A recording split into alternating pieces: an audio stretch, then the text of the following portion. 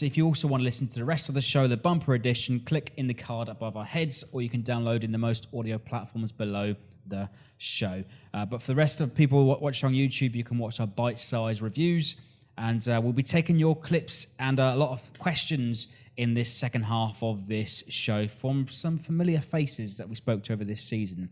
And once again, this episode is sponsored by OneFootball, and do make sure you check out the excellent free OneFootball app to keep up to date, the first to know of all the latest transfer news, stats, scores, all in one place. To download the OneFootball app, click the link in the description. So then on to our 7th award of the season. Now, a lot of the same question coming through from people on Instagram, on Twitter, and in fact, people on Facebook asking, what was the turning point, or what we'd like to call it, the defining moment of the season? Now, the season this year had so many twists and turns, more twists and turns, or I suppose plot twists than a game of Cluedo. Than a twisty-turny thing, as Rowan Atkinson used to say in Blackadder. But the question is from Jamie, from Twitter, the best performance or the turning point of the season. So we've got a couple of nominees and some clips from Jack, John and Mike. Oi, oi, other Saints fans out there. It's been a weird season. It was a weird season. I enjoyed it though. It was good fun. There was some fun, crazy moments. I think highlight of the season for me was probably the Arsenal game. No one expected that victory. No one expected those points. So that was always fun to pick up. The United game was also fun. I would watch that on my phone from the walk home from work, and it was just the craziest game. And it probably, when you think about turning points for the season for Southampton and United, that was probably one of those games where our seasons both took a big turn. The season-defining moment for me kind of typifies one of the great things that Ralph Hasenhuttl did in actually turning around our season.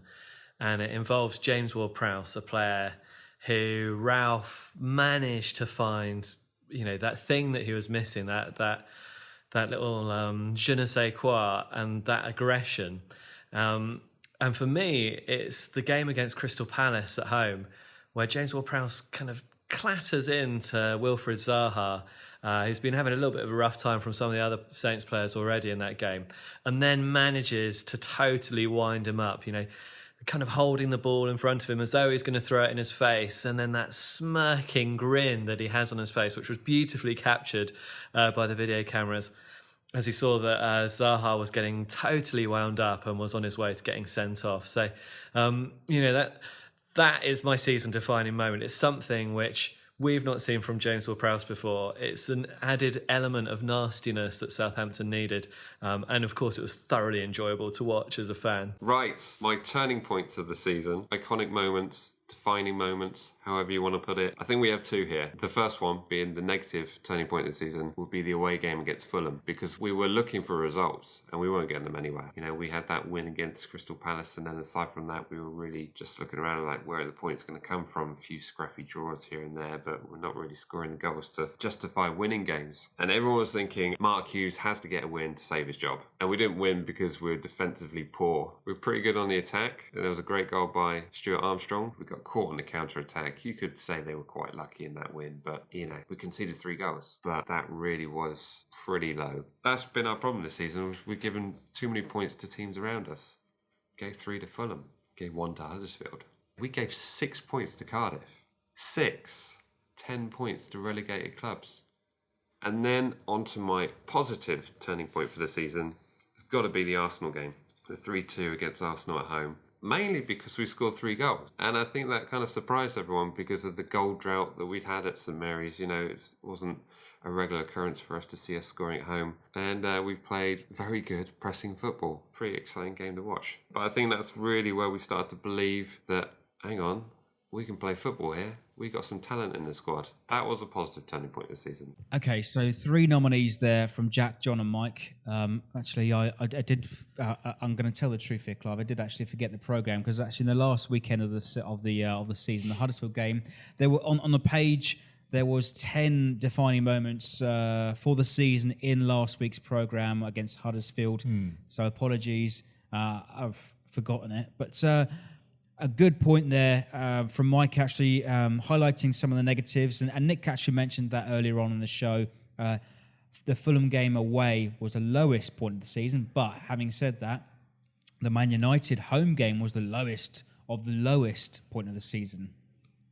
What, the 2-2? Yeah. Because that's when Mark Hughes was sacked.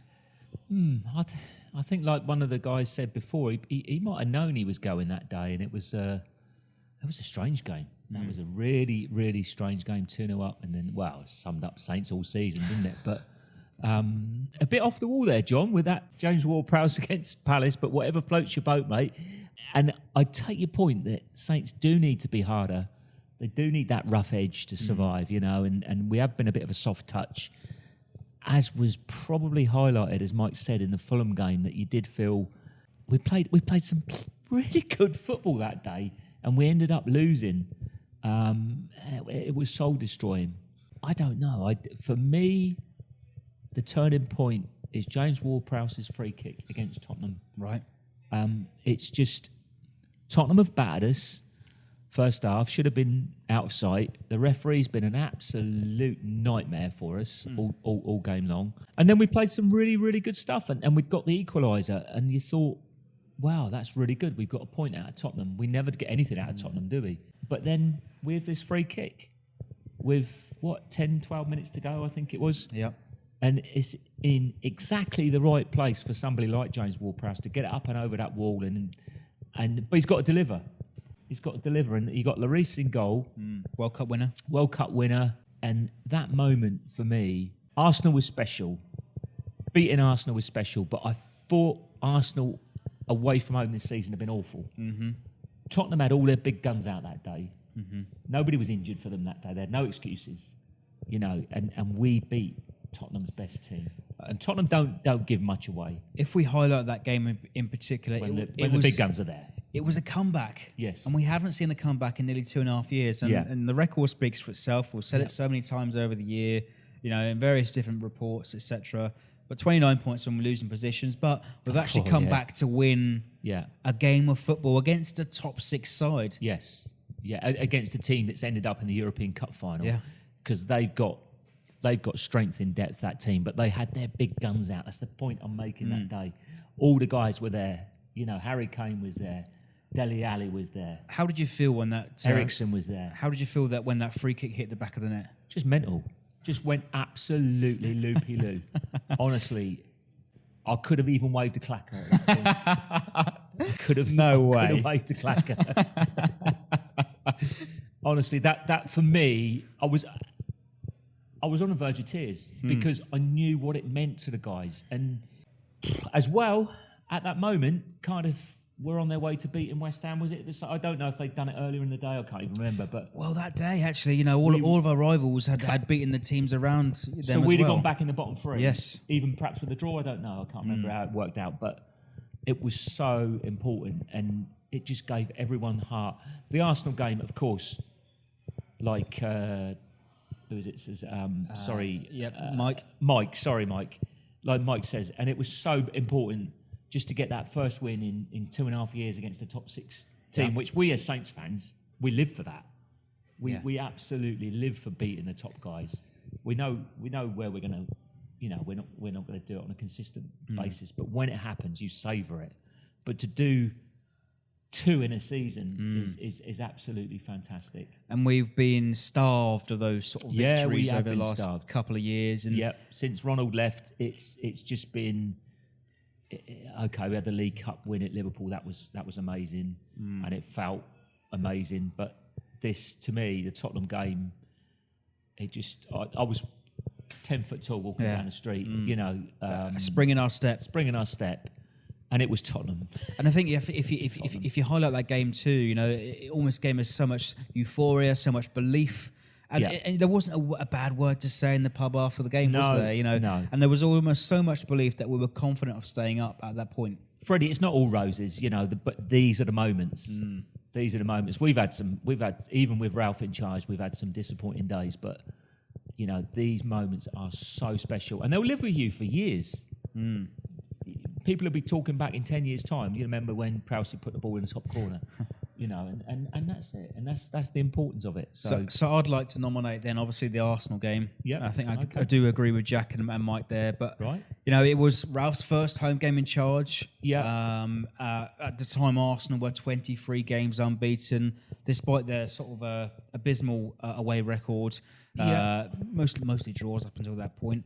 But for me, actually, I said this onto the Playmaker website. That day was a true sample, a flavour of things to come under Ralph Hasenhuttl. I think more than anything, the important thing was the crowd were back on side. The reaction at the end was like we won the cup. And we all knew it was just 3 points. We all knew it was going to be hard work for the rest of the season. But we thought, hey, guys, we've got a chance. We've got a serious chance now. Whereas before you were like, oh, God, here we go, another game. Did we play on the Sunday that weekend? I'm sure we did. I don't know, mate. I don't know. You're the fact finder. Well, it avoids me, that one. But I think it has to be said, the build-up as well. I think the boys were training 6 days out of 7.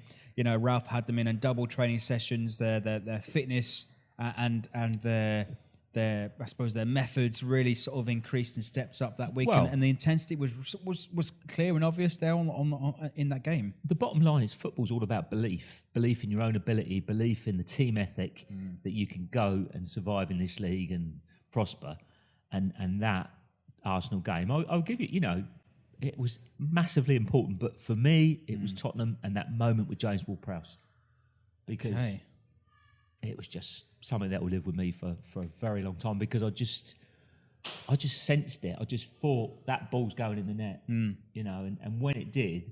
And the fact that he'd done it a week after week, back-to-back games. Back-to-back games. Carbon copy of the goal it was at Old Trafford. Yeah, indeed. Tremendous. Okay, well, you've heard it here first from Clive. The award for the defining moment of the season is... That's just me. Well, that's just me. It doesn't matter if the Arsenal game floats your boat.